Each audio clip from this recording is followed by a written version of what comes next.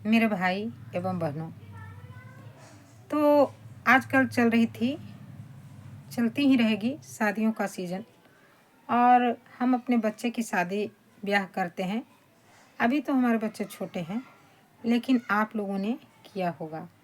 तो मैं आज उन सारी लड़कियों से कहना चाहती हूँ जिनकी ना नई नई शादी हुई है या होने वाली है, कि बेटियों, तुम जब ससुराल जाती हो अपने माता पिता को छोड़कर अपने पति के घर, उसकी उंगली थामकर, उसका हाथ थामकर उसके साथ अपने ज़िंदगी की नई शुरुआत करती हो, तो मैं कहती हूँ कि बेटियों, जिस तरह से आप अपने पति को अपनाती हो ना, उसी तरह से उसके परिवार को भी अपना लो।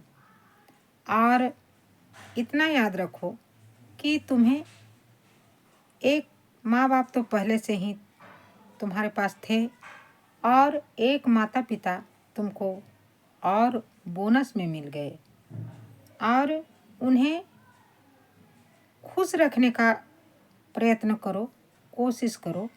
और अगर वो बूढ़े बूढ़ी हैं तो जहाँ तक बन सके उनकी सेवा करो, उनकी आज्ञा मानो। बड़े ही जतन से अपने बेटे को पालते हैं वो। हाँ, कोई कोई होते हैं कि अपनी बहू तो बना लेते हैं किसी लड़की को, लेकिन वो दिल से उसे अपनाते नहीं हैं।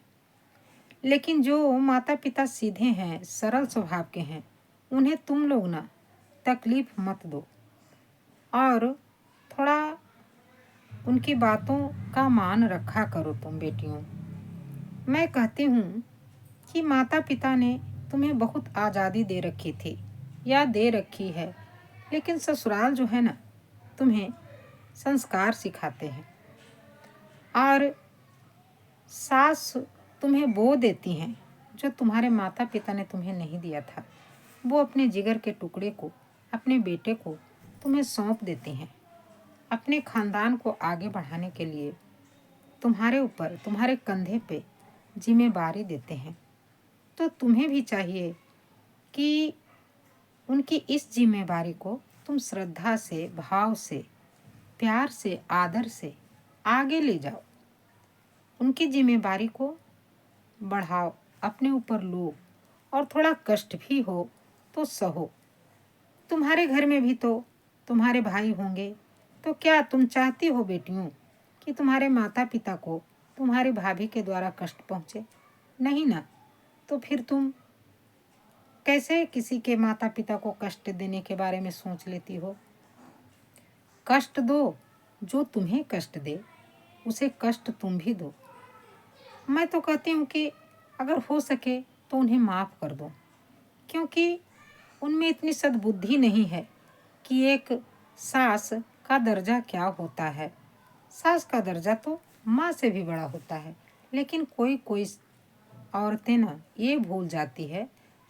माँ तो अच्छी कहलाती हैं, लेकिन जैसे ही सास बनती है, पता नहीं उनमें इतनी जठरपन, इतनी जटिलता कहाँ से आ जाते हैं, भेदभाव आ जाते हैं उनमें। और वो किसी के बच्चे को तंग करने की कोशिश करते हैं, परेशान करने की कोशिश करते हैं। और महिलाओं को भी चाहिए कि वो किसी की बेटी को तकलीफ़ न दें, बस उतना ही तकलीफ़ दें जितना वो अपनी बेटी के लिए सह सकते हैं। लेकिन ऐसा होता नहीं है अक्सर, लेकिन कोशिश तो करना ही चाहिए। ठीक है, तो बेटियों और सासू माँ भी, महिलाएं भी, दोनों मेरी बातों पे गौर करना। और अगर मेरी बात अच्छी लगे तो कमेंट बॉक्स में ज़रूर बताना। मैं भी एक बहू हूँ, कल को सास बनूँगी। पता नहीं मेरी बहू भी कैसी आएगी, मेरे बेटों को मेरे पास रहने भी देगी या छीन के ले जाएगी। लेकिन थोड़ा थोड़ा दोनों अगर समझदारी दिखाएं, सास और बहुएं दोनों, तो घर ना स्वर्ग बन जाता है, और हमारे बच्चे भी खुश रहते हैं। ठीक है, तो मिलते हैं अगली वीडियो में। आशा है मेरी बात अच्छी ही लगेगी आप लोगों को। अगर बुरी भी लगे तो कमेंट में बताना ना।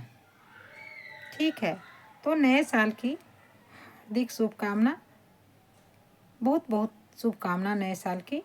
आप लोग स्वस्थ रहें, मस्त रहें, खुश रहें और आने वाले साल में भगवान आपकी सारी मनोकामनाओं को पूरी कर दें।